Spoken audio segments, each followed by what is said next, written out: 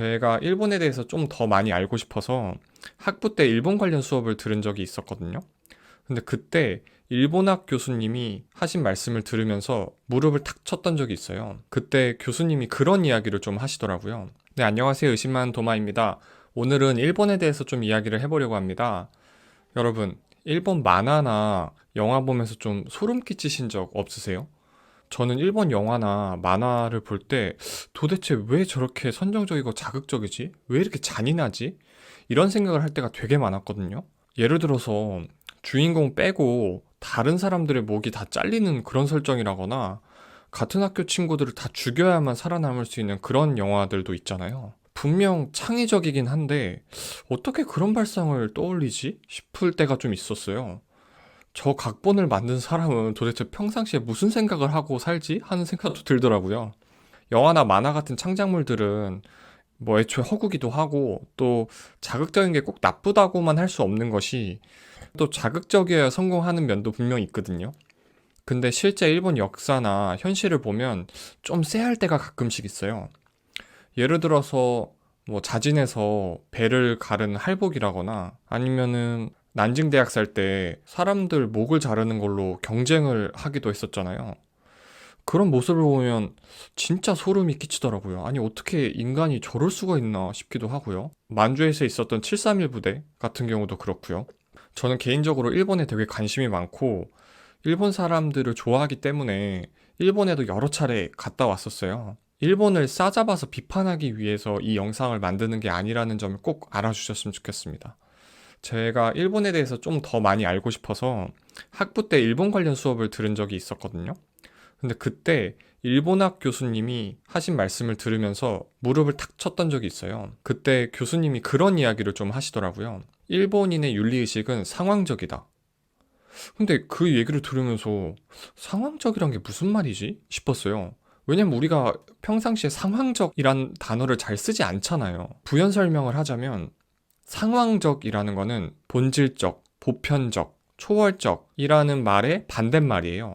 윤리에 있어서 상황적이라는 거는 윤리적인 기준이 절대적인 게 아니라 상황에 따라 바뀔 수 있다고 받아들이는 거죠. 예를 들어 볼게요. 10년 전쯤에 일본 언론에 보도돼서 논란이 된 사진이 있었어요. 구급차가 사거리를 가는데 아무도 길을 비켜주지 않는 거예요. 차들이 안 비켜주는 게 아니라 횡단보도에 서 있는 사람들이 구급차를 보고도 그냥 길을 가는 거예요. 그 상황에서 아니 우리가 보면은 아니 저러면 안 되지 않나 싶지만 아까 말씀드린 그 상황 윤리의 틀로 보면은 이해가 되는 거죠. 왜냐? 모든 사람들이 그 상황에서 그렇게 하고 있으니까 그 순간에는 그게 윤리가 되는 거죠. 근데 한국은 좀 달라요. 한국인의 윤리의식은 상황적이 아니라 초월적이고 보편적인 쪽에 좀 더 가까워요. 신을 믿든 믿지 않든 소위 사람이 해야 되는 마땅한 윤리나 도덕에 대한 명확한 당위성을 각자 다들 갖고 있어요. 예를 들어서 우리 그런 말들 많이 하잖아요. 사람이 돼서 말이야. 그러면 안 되지. 너 하늘이 무섭지 않나? 그러다 천벌받아. 이런 식으로 보편적인 윤리 기준이 우리 마음 안에 있어요. 근데 일본의 경우에는 그런 초월적인 윤리 기준이 내면에 있어서 그렇게 행동을 한다기보다 그렇게 교육을 받았으니까 그리고 그 상황에서 남들이 다 그렇게 하니까 그런 상황적인 기준에 따라서 윤리적인 행동을 하는 거죠. 사실 평상시에는 둘 사이에 차이가 없어요. 보편적인 윤리 기준을 가진 사람이든 상황적인 윤리 기준을 가진 사람이든 뭐 질서 잘 지키고 예의 바르게 행동하는 거는 별반 다르지 않아요. 근데 만약에 전쟁이나 재난같이 돌발 상황이 벌어지면은 그때는 둘 사이에 굉장히 큰 차이가 있어요.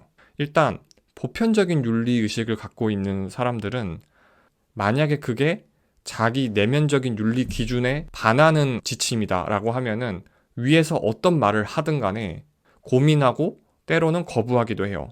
예를 들어서 전쟁 중인데 민간인을 학살해라 라고 하면은 에이 그건 아니죠. 사람이 돼서 그렇게는 못하죠 하고 거부하는 상황이 벌어지기도 하는 거죠. 근데 상황적인 윤리의식을 갖고 있는 쪽은 그렇지 않아요. 상부에서 지시하는 게 곧 윤리가 되고 주위 사람들이 행동하는 게 윤리가 되는 거죠. 애초에 윤리라는 건 상황에 따라 달라지는 거니까. 그러니까 어떻게 보면은 민간인 학살도 그들 입장에서는 그 상황에서 윤리가 될 수 있는 거죠. 뭐 임진왜란 때 조선인들을 무차별로 학살하고 또 코를 베어가서 코무덤을 만들고 또 아까 말씀드렸던 것처럼 태평양 전쟁 때 중국에서 수많은 민중들을 학살하고 또 누가 목을 빨리 베나 그런 경쟁을 했던 그 난징 대학살의 경우도 이런 상황윤리의 관점에서 보면은 어느 정도 또 이해가 되는 거죠. 모든 일본인들이 그렇다는 게 아니에요. 일본인 중에도 초월적인 윤리 기준을 가지고 내면적인 양심에 따라 행동하는 사람들도 분명 있겠죠. 다만 일본의 역사나 문화를 찬찬히 보면은 일본인의 윤리의식이 보편적이고 초월적인 기준에 근거한다기보다 상황적인 면에 가깝다는 거예요. 한국이랑 일본의 가장 큰 또 차이 중에 하나가 기독교인 숫자거든요. 한국은 개신교랑 천주교를 합쳐서 거의 30% 정도가 그리스도교인데 일본 같은 경우는 개신교 천주교 합해도 1%거든요. 이런 그 극단적으로 차이가 나는 기독교인의 비율도 그런 관점에서 이해할 수 있을 것 같아요. 그리스도교가 강조하는 특성 중에 하나가 보편적이고 초월적인 윤리의식이에요. 당신이 신을 믿든 믿지 않든 사람이 사람을 죽여선 안 된다.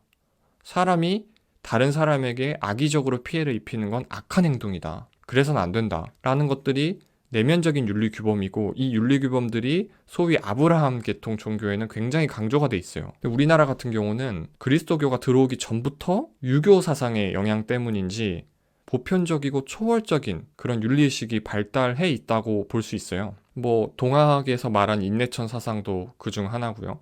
근데 반면에 일본 같은 경우는 윤리의식이 상황적이다 보니까 보편적이고 초월적인 윤리의식을 강조하는 서양의 그리스도교하고는 좀 안 맞는 측면이 있는 거죠. 그래서 어쩌면 그런 윤리를 바라보는 서로 다른 기준의 특성 때문에 그리스도교인의 숫자가 그렇게 좀 극단적으로 차이가 나는 거 아닌가 싶기도 해요. 그리고 일본을 보면 묻지마 칼부림 같은 사건도 좀 일어나잖아요. 그런 부분도 어쩌면 이런 상황적인 윤리와 좀 관련이 있지 않나 하는 생각도 좀 조심스럽게 해봐요. 아무쪼록 이런 특성들이 일본을 이해하고 또 일본 사회가 보다 더 나은 방향으로 발전을 하는데 도움이 좀 되었으면 하는 바람입니다. 네, 고맙습니다.